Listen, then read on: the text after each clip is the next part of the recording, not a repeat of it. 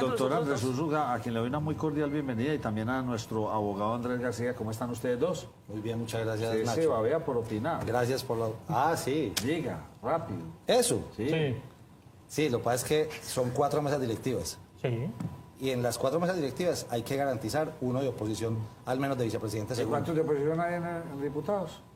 Esos 3. Esos Pero, tres. ¿sabe? O sea, todos van a ser. Pero ¿sabe qué pasa con el Consejo? Que es que a la gente se le olvida porque es que hay gente muy agachadita también.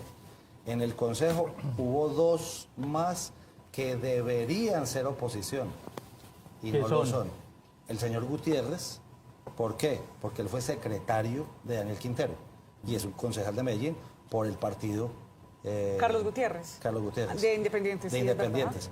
Pero él no... Él está no muy dando la mimetizado, pelea. él está muy Exacto. mimetizado Y el otro es el señor Arias, que también fue secretario. Alejandro.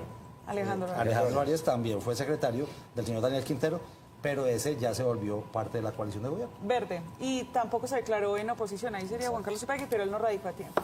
Bueno, vámonos, para que ustedes entiendan, sabemos que se ha repetido mucho esta historia, pero es bueno volverla a contar aquí rápidamente. ¿Por qué está en esta situación? ¿En qué año nace y qué le está pasando al señor Uribe? ¿Sí? Entonces empecemos, fue una pelea, donde había unos testigos y eso era porque usted dijo y no dijo.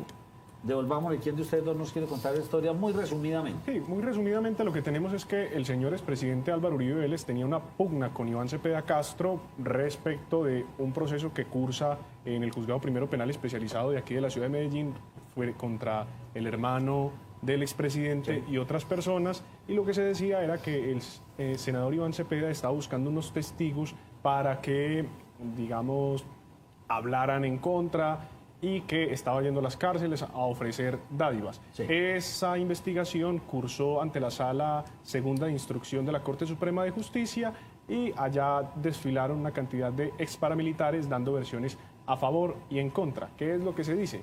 Que estas versiones fueron conseguidas por el abogado Diego Cadena por órdenes del señor expresidente, que dijo que dieran dádivas en dinero o en recursos jurídicos como un recurso de revisión para que dieran esas versiones favorables. 3 personas.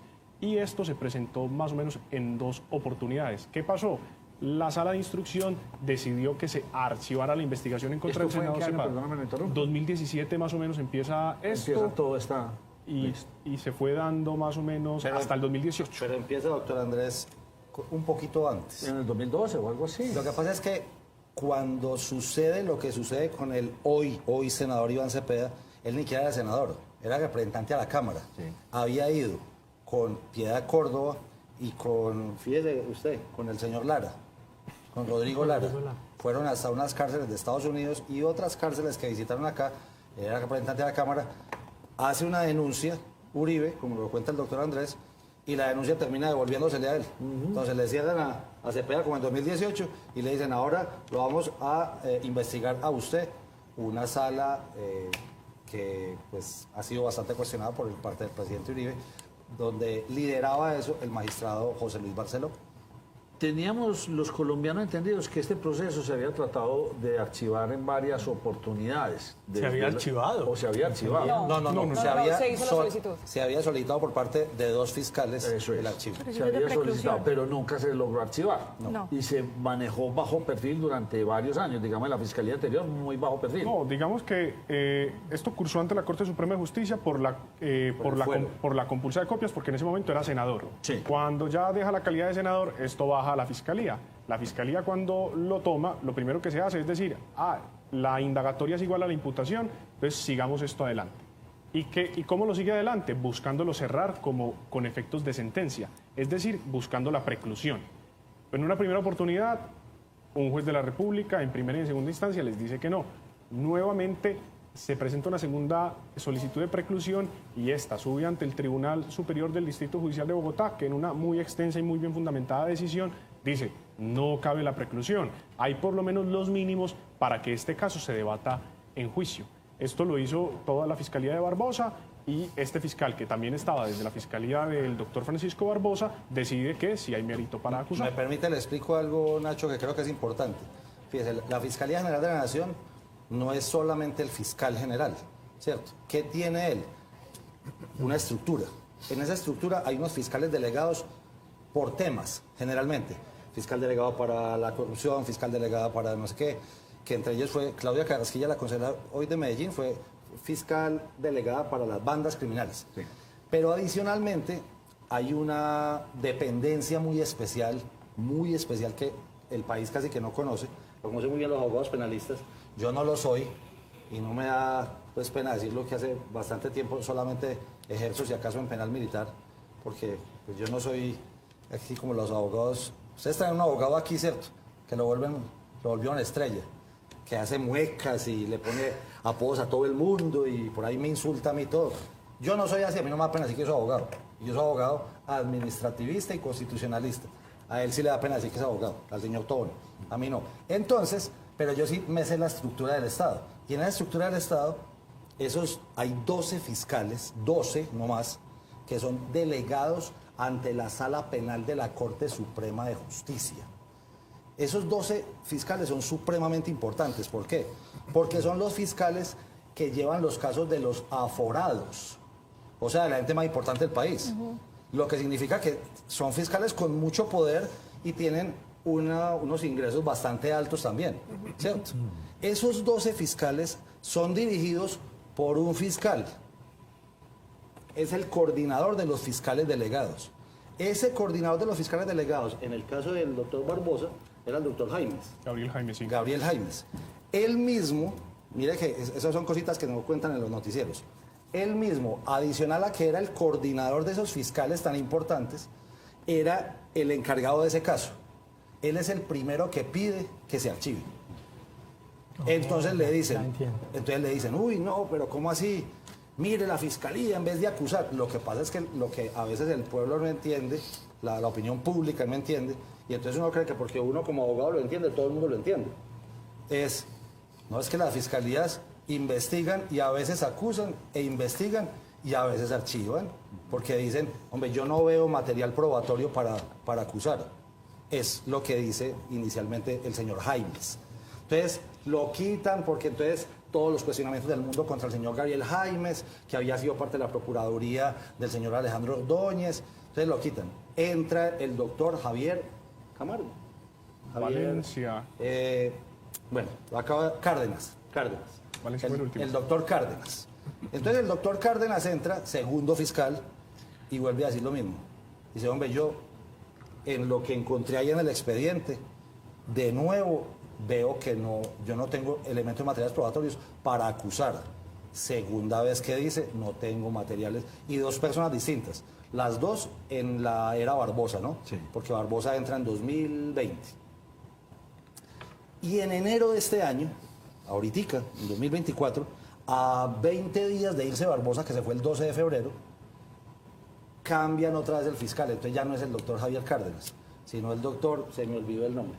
Ese es Gilberto Iván Villarreal Pava. Gilberto Iván. Pero por ahí hay unos cambios porque uno de los fiscales renuncia, también en situaciones muy polémicas, Claro. asume Claro. otro fiscal. No, por eso, pero lo que te estoy diciendo es, dos fiscales diciendo lo mismo, ¿cierto?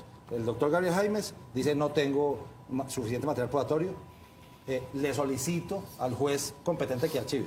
Después, el doctor Cárdenas dice lo mismo. Después, en enero, entrega a Cárdenas, le entrega a este señor, ¿otra vez? Villarreal, ¿cierto? Y el doctor Villarreal, en un mesecito, y pucho. Sin contramotivos. ¿Cierto? Parece ser que sí hay contramotivos. Lo que yo no estoy seguro, porque no soy penalista, porque no he leído el expediente, el escrito de acusación encontré una cantidad de como inconsistencias, reitero, sin ser penalista. Yo no sé si se practicó una prueba nueva de enero a hace 2 días para poder decir, yo ya encontré mérito para hacer un escrito de acusación. Claro, lo que pasa es que ahí no sería necesario que existieran pruebas nuevas, porque las pruebas nuevas son requisito cuando existe un archivo. Aquí es que los jueces de la República le han dicho de manera incansable a la Fiscalía, con lo que usted tiene, esto no está tan claro para decir que aquí no existió un delito o que esto es una conducta que es atípica. No, le están diciendo vaya, debata esto en juicio. Entonces no es necesario un elemento nuevo, sino que presente eso en un escrito de acusación o busque todos los elementos nuevos para que le digan efectivamente el delito no existió o no reviste las características Pero del delito. Pero es muy raro que los jueces le pidan a uno como fiscal A mí no me parece. No, Pues, me parece a mí, me parece a mí. Pero eso no termina siendo lo que muchas veces he dicho. Por eso es que se duda de la politización. Para un concepto de un abogado, otro abogado. No, claro, pero Claro. por eso es que se duda de la politización del caso. Es que el caso está muy contaminado yo ni desde la siquiera diría, politización. lo que pasa es que cuando pretendemos buscar el cierre de un caso porque hay imposibilidad de desvirtuar la presunción de inocencia o que existe atipicidad del comportamiento, es que la Corte Suprema ha dicho en innumerables ocasiones que debe ser diáfano, que debe ser claro, que salte a la vista que eso realmente no es un delito o que esa persona verdaderamente no hay ninguna prueba que lo pueda vincular. Aquí yo no estoy diciendo ni discuto la responsabilidad del doctor Uribe, que seguramente este es un caso que va a terminar por prescripción, entonces va a quedar con su presunción de inocencia incólume, pero lo cierto es que aquí hay mucha discusión. Hay unas personas que dicen una cosa, otras que dicen otra, hay pruebas documentales, hay de todo. Entonces, Pero aquí no hay claridad. Yo estoy con una duda grandísima aquí, entonces, o sea, no hay pruebas nuevas, no hay nada, o sea, todos los documentos que hay ahí son los mismos de hace 3, 4 años. A mí lo que me la extraña- misma cosa. a mí lo que me extraña Simplemente es que mucho- estamos cambiando de fiscales y llegó el momento en que uno dijo, no, a mí Yo sí le creo. otros días que no, yo digo que sí. Cierto. Por eso lo quiero llamar a juicio. Correcto. Muy bien. Exacto, pero a mí ¿sabes qué? Lo que sí me extraña mucho, de pronto Nacho y María Andrea, me extraña mucho que yo sí quisiera ver en cuántos casos, ¿cierto? Quítele el nombre Uribe, póngale el nombre que sea, el de un ciudadano del común, o el de inclusive póngale el de un opositor. Yo quiero ver en cuántos casos que la fiscalía haya pedido el archivo al juez, el juez le haya dicho no una, no dos, y que en la tercera sí encontró. Me parece muy raro, porque lo que yo siento, veo, pero el nuevo no fiscal entiendo. se quiere quedar, porque esos son cargos de libre momento de Por eso, remoción, yo ¿no? no Se entiendo quiere quedar y entonces le está haciendo el guiño a la nueva fiscal, pero esa es una opinión mía. No, pero no, está bien. Para pues, yo- eso es que vine yo a no opinar, ¿o entiendo, no? Sí, yo lo que no entiendo Eso es es lo usted que por yo qué no creo. entiendo. Sabemos que el fiscal es del actual gobierno y listo. Y Pero eso eso no pasa nada. No, por eso, No ya lo pasa sabemos. nada. En el anterior fue, y eso Y esa ya, es la ley aquí en Colombia. porque Y era así- previsible lo que va a pasar. Exacto, Lo sí. mismo que es previsible lo que puede pasar con el hijo de Petro. Pero ¿Qué nos ¿cuántos quería decir? ¿cuántos casos habrán de esos? Ah, no, los que usted En los quiera, que pero... yo no creo. No, lo que pasa es que Yo no creo que haya tanto. esto es un caso muy particular, porque tampoco existen muchos casos en la práctica donde uno vea que la fiscalía se cierra a solicitar la preclusión innumerables veces. Sí. O sea, este caso está lleno de particularidades. Naturalmente, el señor fiscal Villarreal lo que dice, se lava las manos, presenta el escrito de acusación, porque en últimas, con la práctica judicial de nuestro país, como se los decía hace unos minutos, esto es un caso que va a terminar en prescripción de manera irremediable. Esto, ¿Por qué? ¿Cuándo prescribiría, el además? caso prescribe, estos son delitos que tienen una pena máxima de 12 años. Como a él se le formuló imputación, realmente se le vinculó a través de la indagatoria el 8 de octubre del año 2019, se redució a la mitad, 6 años. Esos 6 años se cumplen el 8 de octubre del próximo año. Del año entrante, del 25. Del año entrante. Pero en esta audiencia de acusación se pueden presentar innumerables recursos. Pues se puede presentar solicitudes de nulidad, incompetencia, recusaciones, se puede discutir nuevamente sobre la calidad de las víctimas. Sí, viene el debate. Viene el debate y eso se puede A demorar. ver, que María mucho Andrea está tiempo. muerta, Gane, no me la han dejado preguntar. Una pregunta política para el abogado Andrés Usuga y otra penalista para el abogado Andrés García. Y es, abogado Andrés Usuga, bueno, decían ahorita que era previsible, y muchas personas también opinan que puede ser previsible que con el cambio de fiscalía pues se pidiera entonces que no se archivara, sino que simplemente nuevamente pues vaya a juicio. Pero entonces también se podría decir que era previsible que con la Fiscalía de Barbosa se pidiera el archivo, porque si bien fueron 2 fiscales que pidieron el archivo, son 2 jueces que también regañan incluso a los fiscales que piden el archivo. Sí, es que por eso es que te digo, está tan hiper mega politizado el caso, que entonces uno no empieza a desconfiar, al menos en mi caso. Se contamina. Empiezo a desconfiar de la objetividad y de la imparcialidad de toda la justicia, tanto de jueces como de fiscales. Porque me parece que, hombre, un poquito de ponderación, pues, a los 15 días, y hoy mismo acusan al señor Oscar Iván Zuluaga, y entonces empieza a moverse todo, y entonces uno podría pensar también, ¿cierto? Es que todo estaba frenado en contra de algún sector político de Colombia. Uno dice, bueno, está bien, pero entonces también... Se pierde credibilidad en cualquier fiscalía, entonces en este fiscalía, pero momento. volvemos al tema del cual vino aquí alguna vez a hablar, ¿cierto? Yo soy profesor de Derecho Constitucional, de Estructura Constitucional.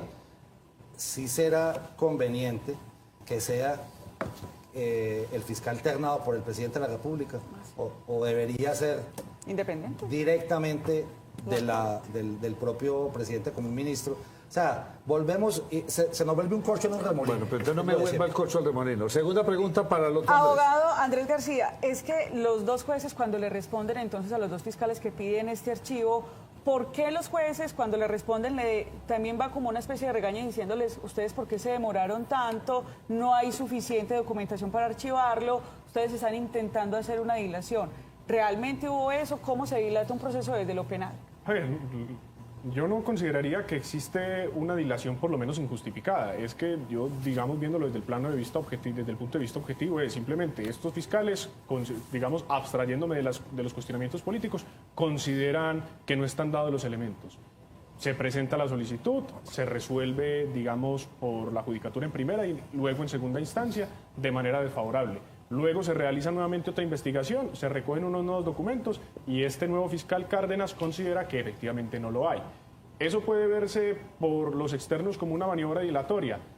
Sí, pero también podemos entonces ver que el nuevo fiscal entonces está tratando de congraciarse. Entonces, si esto le damos los tintes, le podemos pintar como queramos. Yo considero que simplemente es un caso muy complejo, pero digamos no es complejo por los delitos, es complejo por la persona, que no se nos olvide que estamos juzgando a un presidente de la República. Ese fiscal que radicó este nuevo escrito de acusación es un fiscal delegado que venía de la época de Barbosa. De la fiscalía del doctor Oh, Barbosa. sí, perfecto. Vamos a hacer una muy breve pausa y ya volvemos con ustedes a la primera mesa de opinión de Antioquia. La pregunta es, y ahí deben haber testigos, los que no hablaron y toda esa documentación. ¿Qué pasa si ahora aparece un nuevo testigo y, ya quiero hablar, ahora sí? ¿Se puede o no se puede? Digamos ahí desde el punto de vista técnico, la acusación es un acto complejo que necesita de la presentación de un escrito y de la verbalización en la audiencia. Digamos que por regla general, lo que presente la Fiscalía ya en su escrito de acusación como pruebas es lo único que va a... O sea, no cabría que la semana entrante apareció una persona y dice, no, es que ya me acordé. Y No, yo sí. Sería ya, pero excepcional. Que lo aceptaran. Que lo aceptaran y Que no lo descarto. que se cumplen unas condiciones, que se tienen que cumplir unas condiciones que son completamente difíciles y por qué la Fiscalía no lo podía conocer en su momento para que sea una prueba sobreviniente. Pero por regla general es aquello que se descubre con la acusación. Venga, y atrás de este lado poner a usted piquecito, ¿a usted qué le gusta? A eso venimos. Pero usted vio lo que pidió el presidente Petro, lo que están pidiendo por ahí. Está muy La bien. capacidad de personal, las facultades. Las facultades. Claro, De pronto esto no es todo una tiene jugada que para ver. que cojan a Uribe, lo Todo metan a la tiene que cárcel, ver. pero yo lo perdono. Un proyecto del señor Rosas. Por eso, pero que fue métale secretario candela. de ¿Será ley que esto en está Bogotá. contra esa jugada? Hombre, yo creo que todo está pasando en el mismo momento y todo el país político está tan exacerbado que uno con una popularidad como la que está teniendo el presidente Petro, o sea, son tantas cosas al mismo tiempo que yo veo que nada está despegado. Lo que uno sí debería pedir es un poquitico más de, a ver, ¿de qué? De ponderación o de distancia de la rama judicial, porque yo puedo entender, mire, yo podría entender que abogados defensores que defienden toda la vida hoy estén inclusive celebrando un escrito de acusación. Eso me parece muy curioso, pero lo entiendo, ¿por qué? Todos tenemos algún tipo de ideología, de filosofía, eso lo puedo entender. Lo que no puedo entender yo es, por ejemplo, o comunicadores sociales, vio el trino, comunicadores sociales celebrando con los fiscales un escrito de acusación. Bueno, debe ser muy ponderado el director del medio de comunicación, ¿cierto? Debe ser mucho más ponderado la academia, ¿cierto? Que creo que estamos los dos. Sí, pero la estamos academia. bailando otro ritmo, Andrés Uso, que estamos Claro, bailando otro pero- ritmo, entonces eso es pero normal. creería yo que al y menos- la gente se está dejando que lo lleven a ese ritmo. al menos mantengan la las polarización, no, eso no va a existir. Sí. Mientras nos pongan a bailar a este ritmo, la gente se va a dejar llevar a ese baile. Sí, no, yo lo que creo es que no, por esas facultades que eventualmente pida uno el presidente, es que, les insisto, el presidente no va a obtener una condena, es que esto no hay tiempo, Pero como venga, en Andrés. menos de un año que esto se haga. Pero Andrés, venga, entonces, para que usted, para yo entender, o los que estamos aquí, entonces, me imagino que eso es un juicio, común y mire, corriente, con un juez y... Vea, le explico cómo Y funciona. entonces, ¿y eso cuándo va a arrancar? Eso arranca, ya se presentó el A mayo. escrito. Dijeron que en mayo. Bueno, cuando Bueno, se presente la entonces, audiencia. ahora tiene que estar el fiscal, debe estar Uribe y su abogado, ¿sí o no? Eso Claro, es como sí. las Que películas. ¿sí o acaba no? de salir del país por amenazas.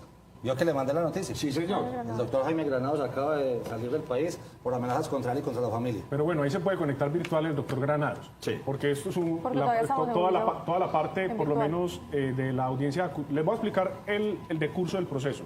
Tenemos una audiencia de acusación, una audiencia preparatoria y unas audiencias de juicio. En la audiencia de acusación es donde les digo que se presentan los impedimentos, recusaciones, nulidades y el reconocimiento de las víctimas, que aquí son el doctor Eduardo Montealegre, el doctor Jorge Perdomo Torres, la señora de Yanira Monsalve, Yanira Gómez.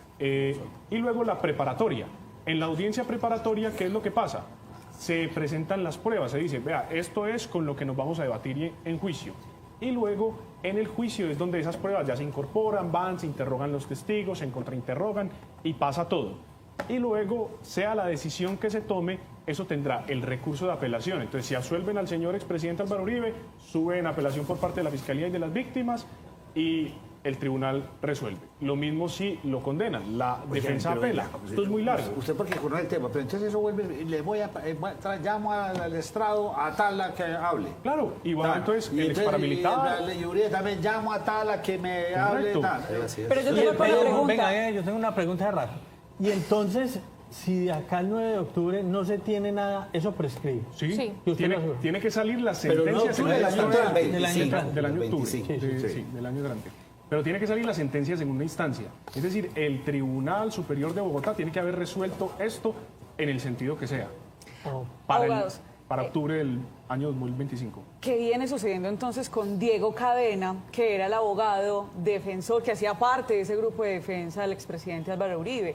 Y que al parecer, pues Diego Cadena era quien estaba ofreciendo estas dádivas a algunas personas que estaban al interior de la cárcel y decía al expresidente que él en ningún momento tuvo que ver con esas dádivas y ahí es donde básicamente también estaría el meollo del Hasta asunto. donde Y recuerdo es que ya Diego tiene Cadena una- estaría ofreciendo sin ya tiene una consentimiento de... sentencia. Ya tiene ¿Qué pasa ahí con eso? Disciplinaria, no. Disciplinaria ya le- ya Él lo se sancionaron. encuentra en este momento en el juicio. Lo que pasa es que él sería el autor directo del soborno en actuación penal, digamos, obviamente se presume inocente, y del fraude procesal. ¿Y qué sería el señor expresidente? El determinador, es decir, quien creó la idea criminal en él o le dio la orden para que lo hiciera. Eso es lo que se discute. Digamos, esto tuvo una ruptura porque recordemos que primero estaba en la Corte Suprema de Justicia, que era la competente para el caso del expresidente, y luego... Y él renuncia al fuero. Claro. A juicio de ambos, este juicio de Álvaro Uribe es político o penal. Ambos, considero. No, al doctor Usuga no le pregunto. No, pero yo, Ya dijo no, que era yo más creo político. yo creo que ambos. No, oye, pues, Evidentemente hay que llevarlo a lo jurídico, terminar en lo jurídico, pero que tiene una cantidad de elementos políticos, sí, y no solamente el de él. Creo que muchos más juicios tienen unos componentes políticos que solamente afectan la imparcialidad y la objetividad de la justicia. Claro, yo también considero lo mismo. Esto, pues naturalmente, si fuera cualquier desconocido, estos son unos delitos más bien irrelevantes y que si fuera cualquier desconocido quedaban en la carpeta, en la cualquier carpeta fiscal. de cualquier fiscal que tiene 1000. Entonces, digamos que pasaría desapercibido cualquier cosa de estas, pero obviamente por la relevancia de los involucrados, esto termina siendo de la mayor Yo gravedad. quiero abogado recordar- García, una pregunta ahí ya rápida. Pero así como acaba de pasar esta vez, de pronto en el 2026 vuelven y lo rehablen. ¿Esto no se puede volver a perpetuidad? No, porque es Esta cosa- misma causa no. Una vez cosa juzgada. estos apenas se resuelva ya con sentencia, porque lo cierto es que esto se va a resolver ya con una sentencia, Principio de no cosa juzgada. habrá Cosa cómo juzgada. reabrirlo. Si lo absuelven o lo condenan, Ya. esto ya quedó así. Por porque Si el salen otros, presidente sí. Uribe tiene más investigaciones, Ah, eso tiene ya, sí. investigaciones de otras cosas, y hay unas cosas, por ejemplo, de temas sobre derechos humanos que no prescriben. ¿Listo? Hay delitos que no prescriben en el tiempo, entonces, sobre esto específicamente, que es el fraude procesal Y el soborno en actuación y el penal. soborno en actuación de los testigos, se acaba el año entrante sí o sí, por un lado o por el otro. Andrea. Solo a modo de recordar cuál es la posible sentencia que puede recibir el expresidente Álvaro Uribe por esto y cuáles serían entonces esas opciones que él tendría de apelación si se dan. A ver, él podría recibir una sentencia que partiría de mínimo 6 años, aumentada en otro tanto, que es, digamos, está a consideración del juez, que podrían ser unos 1 o 2 años, pero también aquí hay que tener en cuenta que a él le atribuyeron una circunstancia de mayor punibilidad. ¿Qué significa esto? Que el juez no partiría de esos 6 años, sino que partiría ¿De cuánto dice? Más o menos de 8. Sería una pena más alta. ¿Por qué? Por la posición relevante que él tiene en la sociedad, que creo que es indiscutible, pues, que estamos hablando de una Por persona... ende, no es una pena excarcelable. Depende. Aquí podría tener domiciliaria porque la pena mínima de ambos delitos es inferior a 8 años de prisión. Entonces, en este caso, él podría tener una pena, si lo llegaran a condenar, de alrededor de 8 o 9 años. Y él podría apelar esta sentencia condenatoria ante el Tribunal Superior de Bogotá. Si el Tribunal Superior de Bogotá lo vuelve a condenar, tendría casación. Pero si se presenta el otro escenario, que es, lo absuelven en primera y lo condena el tribunal en segunda, tendría impugnación especial también ante la Corte Suprema de Justicia, que es como una primera apelación que no tiene los requisitos tan complejos. Nada. Y ¿Usted todo entendió eso- todo ese trámite? No, y Nada. de hecho le iba a pedir un poco Casación, más impugnación. de... ¿Qué es la casación? ¿Qué es la impugnación? Bajémoslo al lenguaje. Por favor, en los dos casos. Es que en el tablero es más fácil. Vean, Para ser les digo, muy sincero. sencillo. La casación es un recurso para anular todo el proceso porque hubo violación de la ley y sube ante la Corte Suprema, que es el órgano más alto. Si lo condenan 2 veces. Si lo condena el tribunal una sola vez, después de haber sido absuelto, es como si apelara por primera vez. Y también va ante la Corte Suprema de Justicia. Pero no es por violación de la ley, sino porque se valoró mal una prueba, porque ese delito O realmente sea, no reunía los o por A o elementos. por B siempre termina en la Corte Suprema de Justicia. Por A o por B. Entonces, ¿por qué no vamos de una vez para allá? No, para no, la Corte no. Suprema? Lo que Porque pasa hay es que que, hacer recorrido. a ver, voy a intentar. Uno tiene en las democracias, en las repúblicas, varias oportunidades de que alguien evalúe alguna decisión. Entonces, por ejemplo, con el caso de Andrés Felipe Arias, se abrió una puerta que no existía antes, que era ¿cuál? Los aforados, los congresistas, solamente tenían una instancia, una sola. Eso violaba la Declaración Universal de los Derechos Humanos del 48, violaba la Convención Americana de los Derechos Humanos del 69. Entonces, ese caso, porque a él lo juzgan con su fuero de ministro de Agricultura, dicen, oiga, no, esta gente, ¿cómo así que un beneficio que es el fuero se les va a terminar convirtiendo en un maleficio que es solamente una única instancia? Entonces les dicen, no, va a tener una segunda instancia y por eso crean otra sala en la Corte Suprema de Justicia que dicen, en esta va la primera instancia y en esta la segunda. Eso respecto a los aforados. Entonces Uribe, que era aforado como senador, cuando empieza todo el tema, termina sucediendo una cosa. Uribe renuncia al fuero, porque dice, yo no siento garantías con el fuero, que me juzguen como un ciudadano normal. Entonces, como un ciudadano normal, ya no vas a la primera instancia en la Corte Suprema de Justicia y a la segunda en la Corte Suprema, sino como un ciudadano, como usted y como yo, Nacho. Sí. ¿Cuál es mi primera instancia? Un juez, ¿cierto? Un juez de aquí de Medellín, si se comete la conducta de Medellín, o un juez de Bogotá. ¿Quién es la segunda instancia suya y mía y de Andrea y de José Luis? El tribunal. Sí. ¿Y qué es la segunda instancia? Oiga, yo siento que el juez se equivocó con la decisión. Que un juez de mayor nivel, porque se hace una presunción, este juez es de mayor nivel, tiene mayor conocimiento, tiene mayor experticia, tiene mayor experiencia, revise la decisión del juez bajito. No son del mismo nivel. Y que son 3. Exacto, y estos son 3, es un tribunal, por eso llaman 3. Estos 3 que revisen la decisión del de abajo. Esos 3 cuando la revisan dicen, si tiene razón el juez, o dicen, no, sabe que sí se equivocó el juez. Esa es una segunda instancia. Ahora bien, no hay una tercera instancia, porque en Colombia no existen terceras instancias. Existe una cosa que se llama recurso extraordinario de casación. ¿Y qué es casación? Si yo sigo estando en desacuerdo, ya no solamente con la decisión del juez, sino también con la decisión del tribunal, entonces lo que yo hago es, no, que lo revisen los mejores jueces de Colombia que están en la sala penal de la Corte Suprema de Justicia. Y se va eso a Bogotá. ¿Sí me hago entender? No, y eso se demora un buen tiempo. Y Permítame. se podría demorar un tiempo, pausa pero como lo dice el obligada. doctor Andrés, como es un caso de suma relevancia... ¿Lo van a acelerar o lo van a hacer acelerar o se va a enredar? Yo siento que lo han acelerado en algunas ocasiones y lo han atrasado en otras. Pero, bueno, dependiendo de quién es muy tenga la importante, decisión. pero el del hijo de Petro no es tan importante. ¿Quién nombra al juez?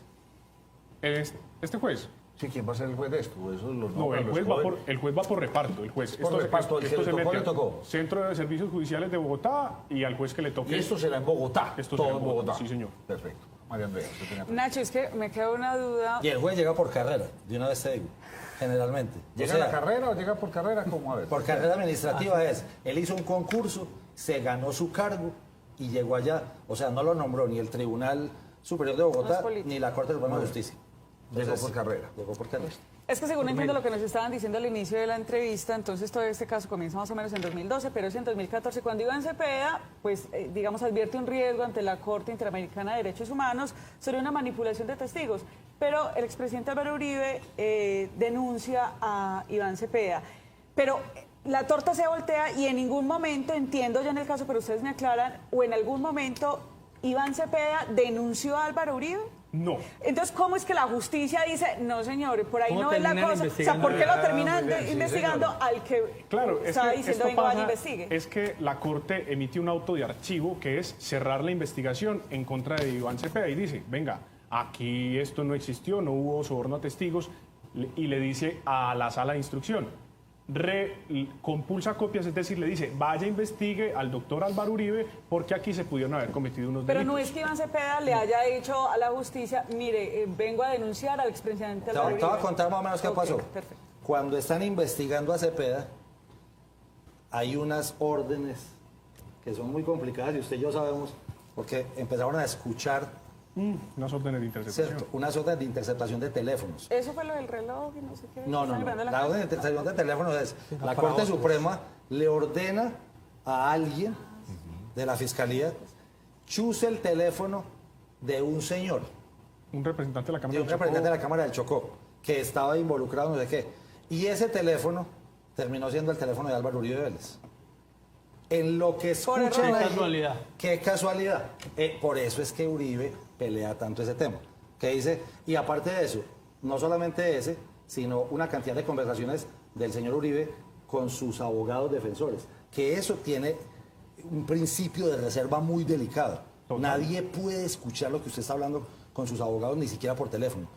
En esas interceptaciones, la Corte escucha cosas y termina diciendo, ¿sabe qué? Yo no le veo la culpa a este señor, pero al que estaba denunciando sí se la veo. Y le abre investigación al denunciante. Claro, y digamos que eso va a aumentar las discusiones en este proceso, que ya lo vimos que pasó en el caso del doctor Diego Cadena, y es que nuevamente en la audiencia preparatoria, que es donde se dice qué pruebas entran y cuáles no, se va a decir, señor Esa, juez, táchela. excluya esa prueba porque esa prueba se obtuvo violando mis derechos fundamentales, que son a tener una conversación privada con mi defensor. Que es absolutamente cierto, ¿no? Correcto. Es un derecho fundamental. Te queda uno como pensando en todo este caso, porque igualmente, pues, como se ha escuchado muchas veces, usted lo acaban de decir, si alguien tiene investigaciones, es cualquier político. Y el señor Uribe tiene muchas investigaciones. Cada exalcalde o exgobernador siempre sale con alguna. Vuelve y juega. Usted lo que dice, esto va a ser un proceso largo que no está tan claro que vaya a llegar a Esto Que no va a llega, terminar en esto no llega prescripción.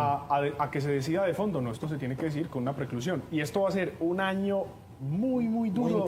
Muy intenso de muchas cosas. recursos por acá, un puño, Además, tres tiene muchas patadas. dilaciones, como dicen ustedes. ¿verdad? Va a haber muchas Hombre, noticias, no, pues. hoy no voy porque estoy con gripa, entonces no puedo hacer presencia, entonces puedo hacer una O sea, ni usted siquiera. acaba de decir algo, ahorita antes de que nosotros entráramos, estamos hablando de afuera, el caso O.J. Simpson. Este caso va a tener más cámaras que el de O.J. Simpson, que en paz descanse. Y va a tener muchísimas noticias y muchísimos elementos. Y yo también comparto con el doctor, probablemente a octubre de 2025 no habrán podido determinar la responsabilidad de a quienes están queriendo acusar.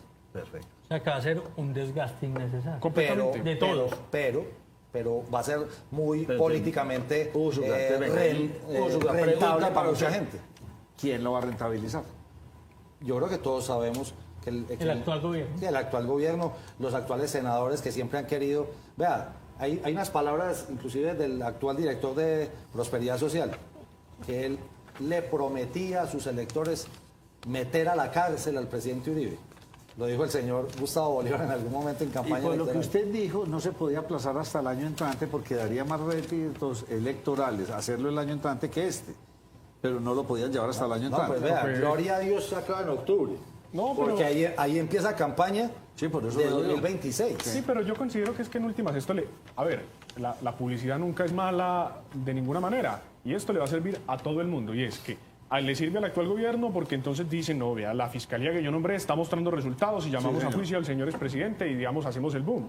pero también le sirve nuevamente al señor expresidente para decir, yo aquí soy un mártir, soy un perseguido, para mantener su papel de oposición ante el gobierno. Entonces yo creo que esto lo rentabiliza a todo el mundo. Señores, muchas gracias por habernos acompañado aquí en la primera mesa opinión de Antioquia. A ustedes, Muchas gracias a ustedes. por la invitación. Nos vemos, que ganen sus Siempre un placer. equipos, pues. Ojalá, Nacho. Bueno, así es. Mañana nos vemos.